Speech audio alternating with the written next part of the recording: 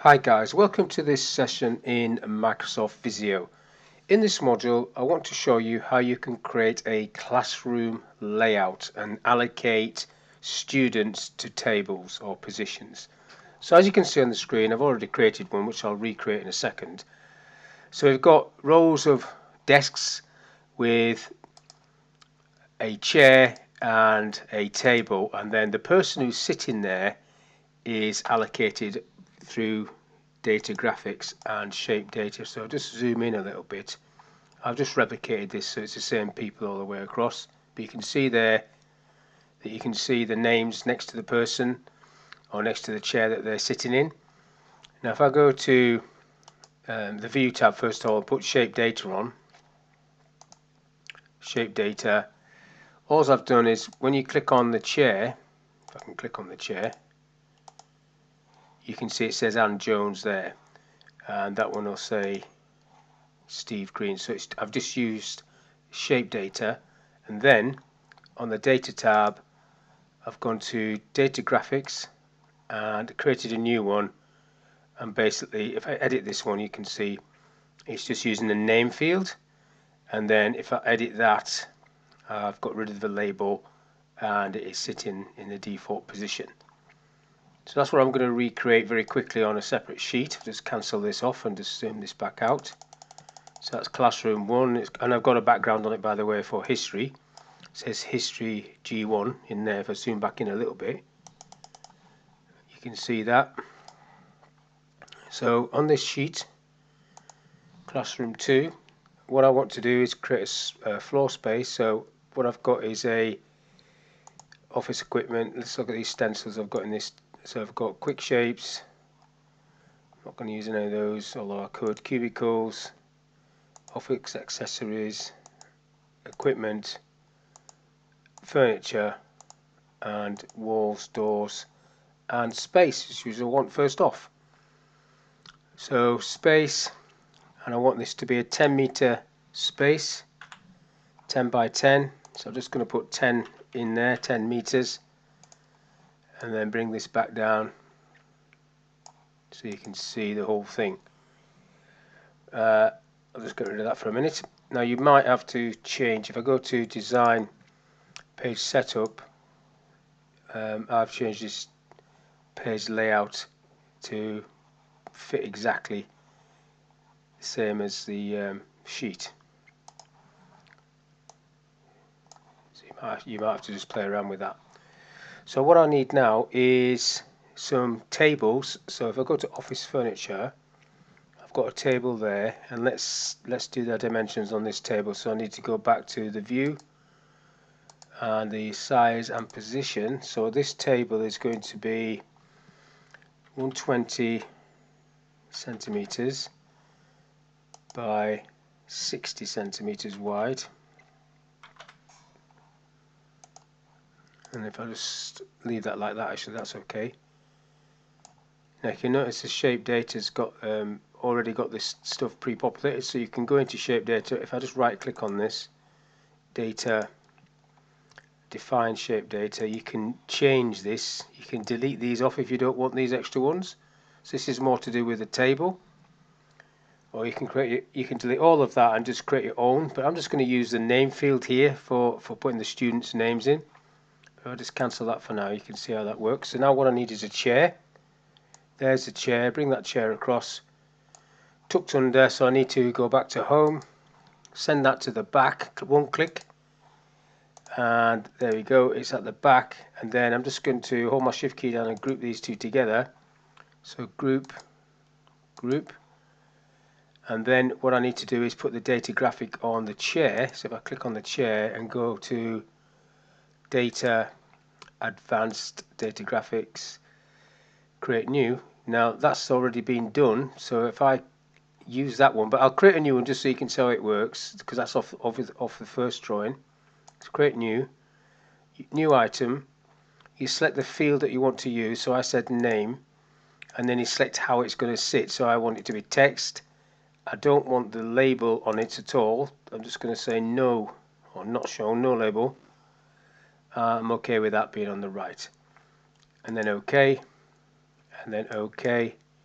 Yes, I do want to apply that, and I get a little 0 there. If I zoom that in, nothing there because there's no name here. So if I put Steve Saxton, that should appear on there when I click off that, and then you can see it sitting there. Now I am going to just delete that off a minute because I don't want that copying across on all of them. So now if I go back out and zoom back out, what I now need to do is position these. So if I click on that and move this down a little bit to there, say, now you'd know how many chairs and tables you need, but I'm just going to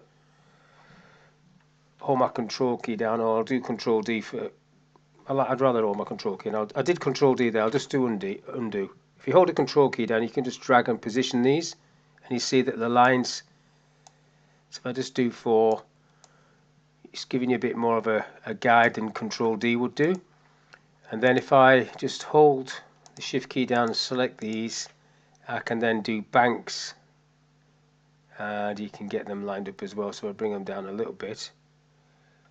Control key down and see the little plus symbol, let go, push it up again to however many banks you want, and just keep letting go, try not to knock it off too far, like so. So I've got 5 banks. Now to do the names for the people, you need to, even though this is a group, you need to click on the chair part of it. So I can now put Steve Saxton in there, and then I'll just do the first line, click on the chair, miss the chair there altogether, click on the chair,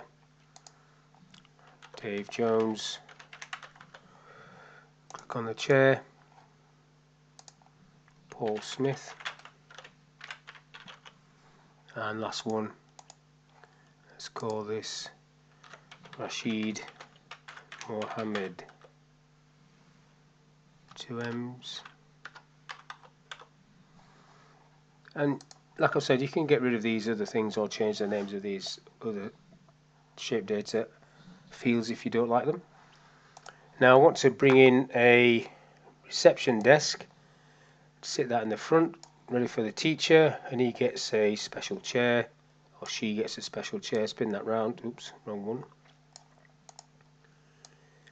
So it's facing the class. Go back to home, send that back, one click. Okay, so he's just sitting there nice and neat.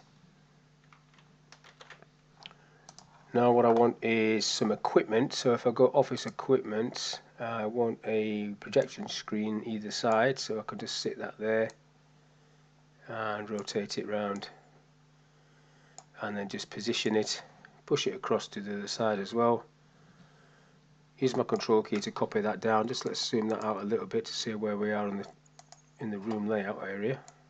Okay, now if I go back up, in fact coming down, I want to go for a door. So there's a door. Now this is just a space, so it doesn't snap into position, so I'm going to have to rotate this and then sort of push it into position like that.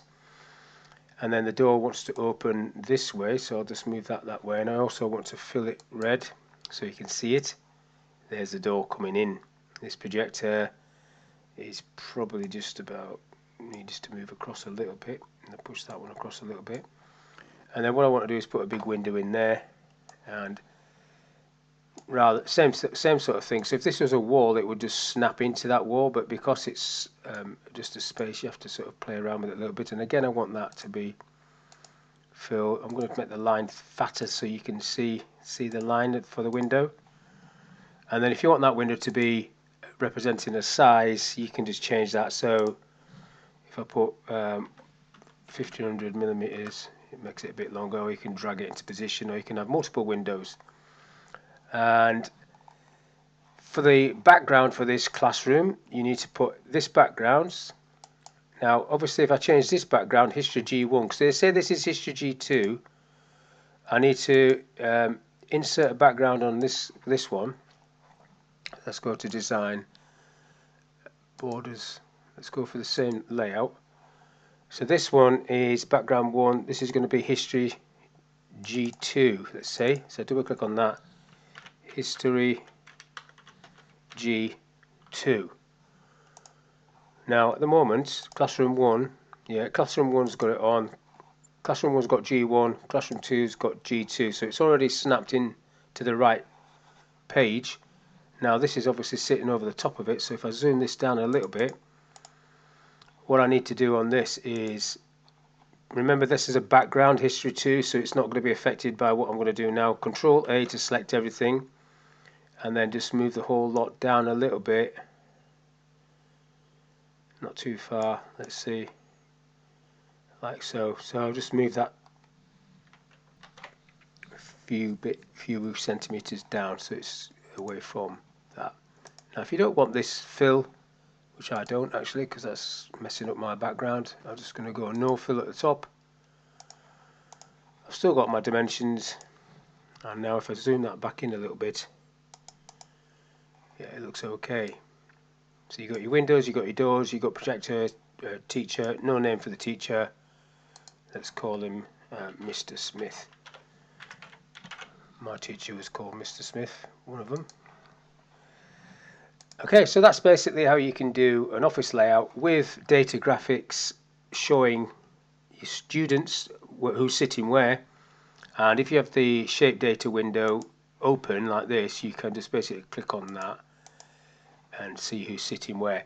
Now obviously over a term you'd get to know these people quite well, but initially when it's just the first day of a new year or something, you might not know who these people are, or if it's for adult training, you definitely won't know if they're just coming in once a week, and it would take a while to get to know these people. So if you get people to sit in the same chair each time, you can do it like that. Equally, I could have selected the table, you've still got the name field there, and I could utilize that field for the shape graphic as well. But hopefully that gives some of you an idea how you can use Visio, simple classroom layout. So hopefully that was of use to you, and thank you for your time.